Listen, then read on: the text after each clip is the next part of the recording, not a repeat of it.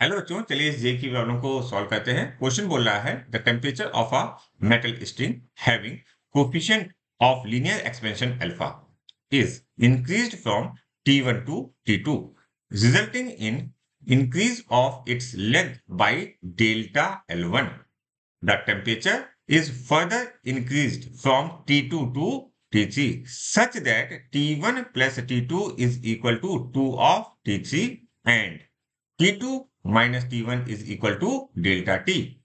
The value of delta L2 आपको delta L2 की value पता करनी है। तो देखिए क्वेश्चन जो है ये थोड़ा सा रीअरेंजमेंट का क्वेश्चन है, मतलब आपको फॉर्मूला आता होना चाहिए, साथ साथ रीअरेंजमेंट भी अच्छे से आना चाहिए। देखो सबसे पहले जो क्वेश्चन बोल रहा है उसके अकॉर्डिंग हम चलेंगे डेल्टा एल के लिए। देखो delta L is equal to क्या होता है, L, okay, alpha delta T. ये तो हमारा क्या हो गया, फॉर्मूला हो गया। इसी फॉर्मूले को हम लोग अप्लाई करते हैं। तो पहले वाले केस में हमसे बोला गया है डेल्टा एल वन, तो मैंने लिखा delta L one is equal to, मैंने जो इनिशियल लेंथ थी, ये इनिशियल लेंथ होती है, that is an L not, okay, alpha in bracket, और टेम्परेचर कहां से कहां हो रहा है, T1 से T2 हो रहा है, तो मैंने लिखा T2 माइनस T1।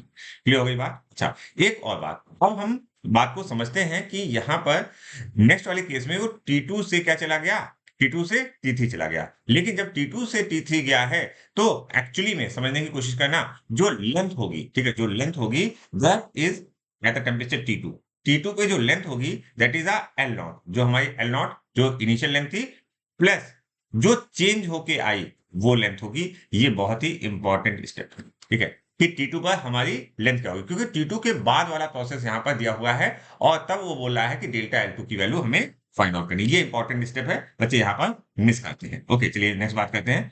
हमने लिखा delta of L2।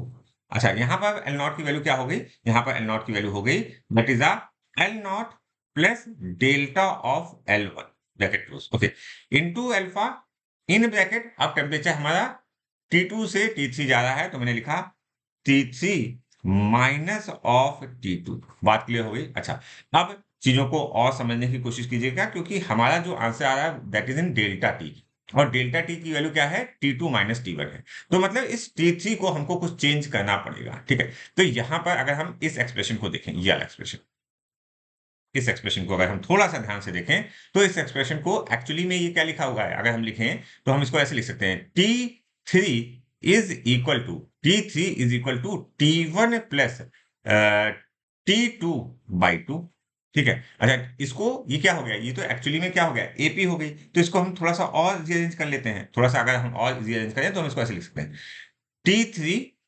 Minus T2 is equal to T2 minus T1 is equal to क्या लिखेंगे, देखो यहाँ पर T2 माइनस T1 की वैल्यू डेल्टा टी दी गई है, तो इसकी वैल्यू डेल्टा टी है, तो इसकी वैल्यू भी डेल्टा टी हो गई, इसकी वैल्यू भी डेल्टा टी हो गई।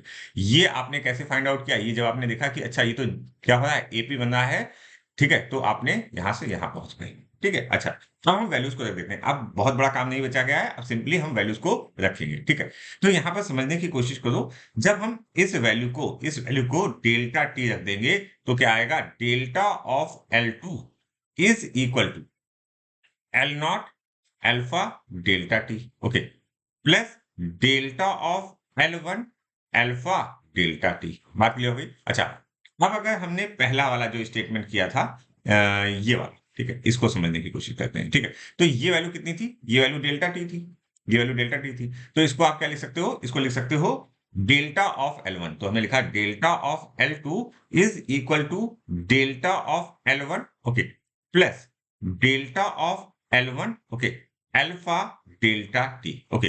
अब हम लोग इसको सिंप्लीफाई कर देते हैं, तो हमने लिखा delta of L2 is equal to delta L1 हमने बाहर ले लिया, in bracket 1 plus alpha delta T. तो देखते हैं हमारा कोई ऑप्शन यहाँ पर बन रहा है क्या, yes, option 4 is correct for this question. ये क्वेश्चन क्लियरली फॉर्मूला और रीअरेंजमेंट से रिलेटेड है।